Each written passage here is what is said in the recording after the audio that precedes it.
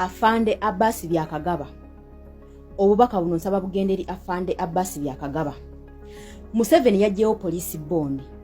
Era tulaga bulungi nnyo nti police bond ne bail tebikyakkirizibwa protectinga bannayuganda okuva eri ababbi b'emmanyi n'ababbi b'ente. This is a lie. Police bond, police bail is a constitutional right. Museveni twagala yimirize that impunity on Ugandans. Twagala yimirize that impunity on Ugandans. Uganda police kitongole kikola kuba civilian, it is not UPDF. Uganda police teina kutambulira ku command.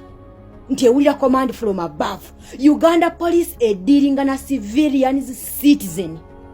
Uganda police is all about to keep law and order in citizens. It is not a command from General Yoweri Kaguta Museveni. Only UPDF they by no receiving a command, not Uganda police. That is our constitutional right.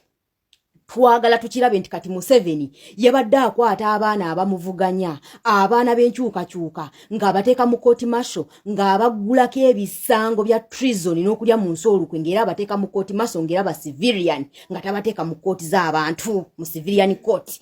Saawa zino akolaga nti ayagala kugyawo police bond, aggyewo bail mu court z'abantu, era yayagidde Winidolo, yalagidde Abbas Byakagaba abakulira police n'akulira ekitongole ky'obulamuzi baggyewo bails kubabbi b'ente, simanya ku muntu yena akwatibwa nga mubbi. Kati baagala kutandika kukwata abaana b'enkyukakyuka nga babagulako omusango gw'obubbi.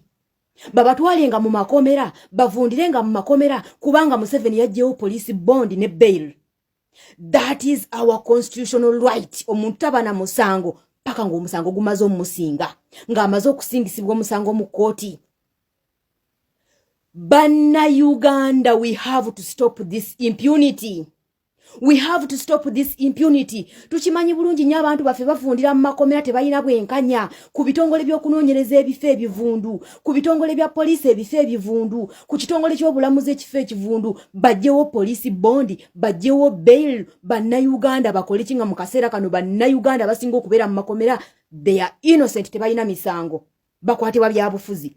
Mukaseera kano Museveni ekyokutwala abaana mu court martial kibadde kimukuba internationally. Kati ayagala kugyawo police bond akwatenga abantu abamuvuganya abateekenga mu court y'abantu, naye ng'aggyewo bails, ng'aggyewo police bonds, abantu batandikwe ng'okuvundira mu mateeka. Museveni is not above the law. Museveni is not a constitution of Uganda. Museveni si alina okukola amateeka g'eggwanga Uganda. Museveni tali waggulu wa constitution y'eggwanga Uganda. Museveni is not Uganda. Museveni is not a country. Museveni alina kubeera wansi w'amateeka g'eggwanga Uganda. Abbas Byakagaba, the world is watching you. Ugandans are watching you. Kyova olaba Museveni agezaako okusaanyawo poliisi yonna ng'agijjuza magye, kubanga amagye gatambulira ku command order. But police eyina kugoberera constitutional right. Police eyina kugoberera constitution of Uganda, but UPDF bayina following order from above, order from commander. But police is dealing with civilians. This message is for Abbas Byakagaba and Chief Justice Winidolo. Stop violating Ugandans' human rights. Stop violating our constitution. Stop violating our laws. Museveni is not the law. We cannot move the country on orders of one man, Museveni. Museveni is not our constitution. Museveni is not our laws. He's not above the law. He must run the country under the law, not by orders. Police bond, police bail is a constitutional right. Bwaba Museveni ng'alumirirwa nnyo bannayuganda nti ababbi tebaddamu bbawa bail, tebaddamu bbawa simanya bond, atukwatira ababbi bonna abali mu gavumenti ye, twalaba ababba amabaati. Lwaki bakwata omuntu abbye endebe enkoko ey'omutwalo ne bamuma police bond n'avundira mu kkomera, omuntu abbye billions and billions of money ne bamuleka n'atambula n'agenda. Ababbi bali naye ye kennyini yasibukako obubbi. Bannayuganda, we have to fight this impunity. Abasi byakagaba tukulayirira tujja bayiga bantu mmwe. We are going to look for you. Winnie Dolo enseja kunoonya. Museveni is leaving. Museveni is in his evening. Museveni agenda naye agenda baleka w'abantu mmwe.